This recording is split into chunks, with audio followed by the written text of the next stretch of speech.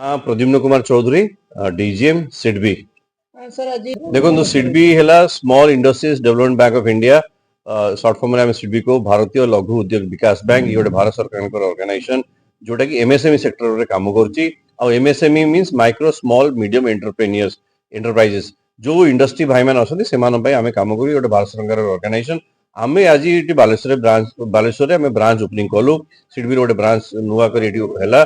यार उद्देश्य होछि बालेश्वर रे जते इंडस्ट्रीज अछंती इंडस्ट्री एमएसएमई क्लस्टर रे प्लास्टिक इंडस्ट्री हो मारिन इंडस्ट्री हो सेमान बा अलगा जो बारे इंडस्ट्री अछंती सेमान किबे भाबरे गवर्नमेंट रो विभिन्न प्रकार सब्सिडी प्रोग्राम रहिछि। गवर्नमेंट रो विभिन्न प्रकार जो स्कीम्स रहिछि भारत सरकार सेटा किबे भाबरे लोक हमर इंडस्ट्रीज भाई मान को मिलु तार सुविधा सेमान किबे भाबरे नै परंतु से उद्देश्य नै कि आमे आज एठारे आमे बालेश्वर ब्रांच सिडबी रो ओपनिंग कलु। आ आमानकर उद्देश्य जे बालेश्वर पाखरे आखपाख अंचल बालेश्वर भद्रक बारिपदा एपटे जिते इंडस्ट्रीज भाई मान अछंती सेमाने आगु आगु आसंतु। आ सिडबी सेमान सहित निश्चय अछि। आ हमर उद्देश्य जे सबु भाई माने जो माने एंटरप्रेन्योर अछंती सेबडी किबे भाबरे सेमान को भलो रेट रे आ ईज ऑफ बैंकिंग रे ईज ऑफ डूइंग बिजनेस हिसाब रे सिडबी किबे भाबरे सेमान पाक पहुंची कि सेमान को इंडस्ट्री करिया पय एस्टैब्लिश करिया पय किबे भाबरे तांको साहाय्य सहयोग करिवो से लक्ष्य नै कि आज हम बालेश्वर ब्रांच टी ओपनिंग करछु। सर प्राइमरी एम कोन अछि এবং फर्स्ट स्टेप कोन रहबो? प्राइमरी हमर उद्देश्य हला सब इंडस्ट्री जते अछंती Baleshwar micro small and medium entrepreneur जो माने अछंती सेमान पाके पहुंचीबा।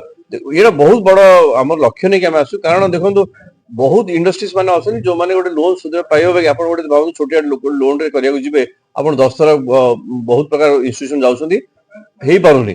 किंतु सिडबी रे कोनोसी जदि आपण पाके प्रोजेक्ट रिपोर्ट अछि ठीक वायबल प्रोजेक्ट रिपोर्ट बा आपण बा चाहछंती कि आपण इंडस्ट्री करिवे आपणकर से विषय किसी एक्सपीरियंस अच्छी ताहले से उद्देश्य जो आपणकर स्वप्न रही कि इंडस्ट्री करिक निज गोटे छिड़ाबा भारत सरकार उद्देश्य रहा विकसित भारत। ओडिशा सरकार विकसित ये रहा विकसित ओडिशा 2036 विकसित ओडिशा 2047 विकसित भारत से उद्देश्य नहीं कि विकसित एमएसएमई किभली भाव ओडिशा रे हो से उद्देश्य नहीं कि आम बालेश्वर डिस्ट्रिक्ट आज ब्रांच टी ओपनिंग कर। Thank you sir.